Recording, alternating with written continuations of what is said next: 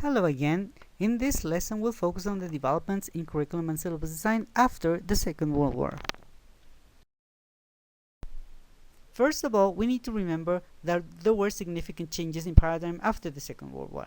For example, there was low mobility of the population before the war. Language learning was mainly a cultural and intellectual activity.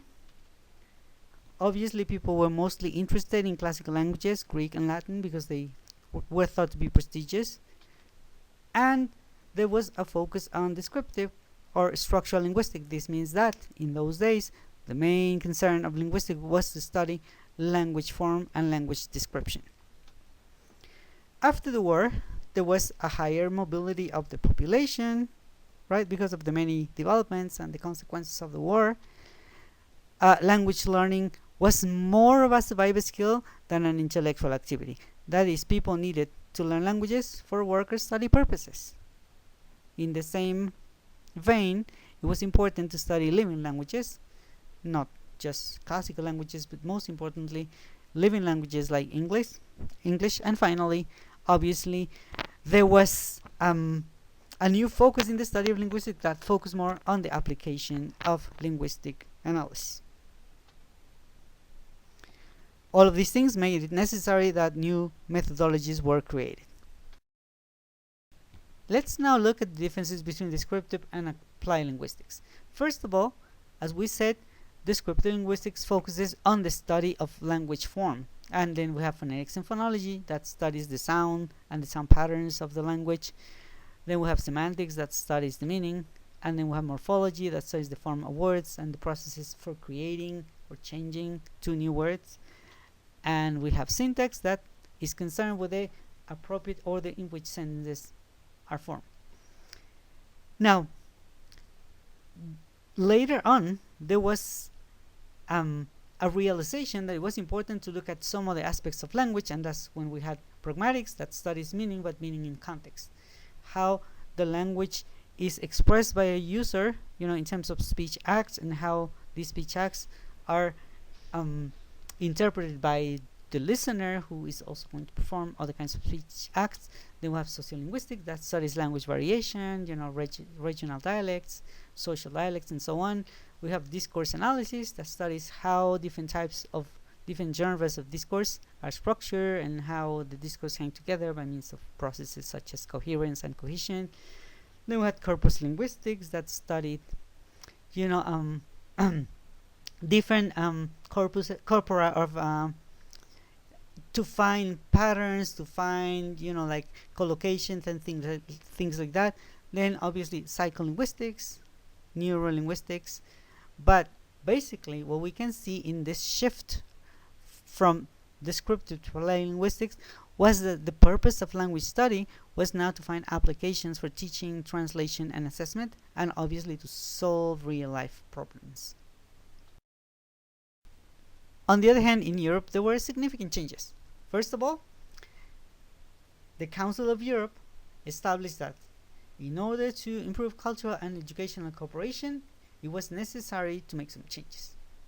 For example, that countries should learn one another's language, that linguistic diversity should be promoted all over the European territory, that each community should decide according to their particular needs what languages were necessary to study, and obviously that the ultimate learning objective should be functional communication. In other words, people had to be able to interact in a real context with other people, and that's how the threshold level was developed. In this way, English language teaching shifted focus from vocabulary and grammar to notions and functions. If you read some extracts, for example, of a grammatical syllabus, and then you read the seminal work that was created, concerning the threshold level, you will see very important differences that I'm going to summarize really quickly, in the next minutes to come. First of all, let's look at a lexicogrammatical syllabus. Here's one example from Hornby in 1959. We can clearly see that there are list of vocabulary on the right, and then there are different kinds of structures in which learners should be trained so that they know how to make correct sentences using these structures and that vocabulary. This is another example now for questions, for example, or for negative statements. And now if we look at the threshold level syllabus, we'll see some very important differences. Here it is. So then this threshold level document was published in 1975, and we're going to see what it contains. Let me show you this fragment where we can see the objectives of the threshold level. We can see that it is actually the promotion of efficient learning, right? And obviously they thought that if learning was to be truly efficient, it should satisfy learner needs, in the most direct way possible. And obviously they were aware that individual learners' needs were very different, and they state that there could be as many individual learners with many different needs. In the second chapter, we can see the language learning objectives, and it is stated that such objectives should be defined in terms of behavior. In other words, that the learner should be able to do something that he or she could not do before the learning process. That these learning objectives should be geared towards the learner's needs, and obviously after the target group had been defined, we will need to determine what they should be able to do with the foreign language. And now here we have the most important elements of the model. First of all, it's stated that language learning objectives should be defined in terms of the following components. Number one, the situations in which the learner will operate using the language activities that the learner will do in the language functions now with that the learner should fulfill, and then the topics, obviously, the notions that the learner should be able to handle, and then the specific topic related notions, the language forms that come almost at the end, and finally, very importantly, the degree of skill in which the learner should be able to perform. This was the first time that the model included all of the important elements of communication, and also this definition of degree of skill, which we know today as level. It was the first time that they thought that we could perform in different levels or in different degrees of skill.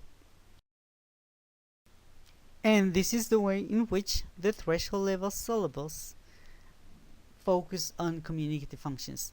These were the general communicative functions that were implemented, and each of them contained some others. Important in seeking factual information, expressing and finding out attitudes, deciding courses of action, socializing, structuring discourse, communicative repair, and obviously in total there were about 126 communicative functions that were included within these broad categories. Now, this was then the beginning of what we call communicative language teaching, which started in the 60s and the 70s. There was a general approach that focused on communication. There was this very important notion of communicative competence that was developed. This is what we know also as proficiency. And then there was the development of the notional syllabus by Wilkins that included 3 categories of meaning: semantic or grammatical meaning, modal meaning, and finally the communicative functions, also known as speech acts.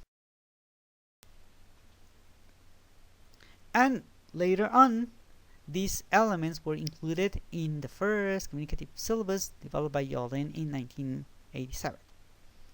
Now, this model contained a description of the purposes for which the learners will use the L2, so the purpose was important, and then an account of the different settings in which learners will use the L2, a description of the roles that they will play, the range of communicative events in which they will participate in the second language, either social, professional, or academic, and the language functions that were necessary to perform in those events. Then the notions or concepts that the learners will need to function, the discourse skills and the genres that they should master, the varieties of spoken and written language that they needed to function in all of those types of discourses, and finally the range of grammatical structures and vocabulary that was necessary to operate in all of the above. In other words, grammar and vocabulary were no longer the first or central part of a syllabus. It was actually what came at the end. And if we look at a more complete model of communicative competence, this is what we have. This is based on the Common European Framework, right?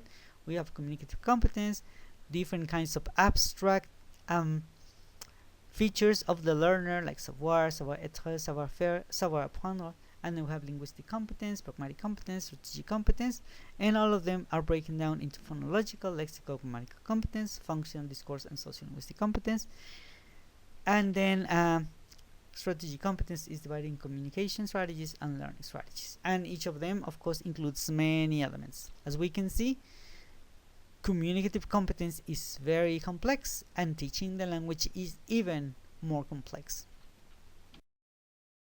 But after developing the most comprehensive model of communicative competence and communicative language teaching, experts realized that something was missing. And they asked this question, like, how can we teach English to foreign students that enter American universities, or to professionals that work in different fields such as medicine or business or biology? How about business people? And then the immigrants that enter the job market?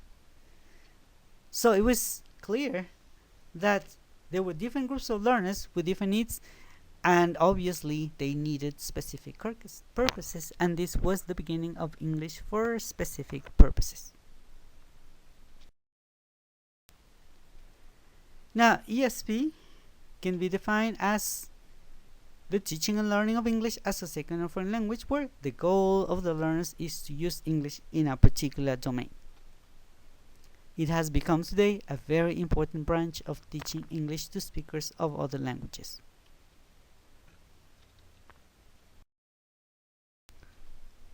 Now, this is the tree of language teaching. We can see that we have learning and communication, and this becomes language teaching, which can be as a mother tongue, as a foreign language, right?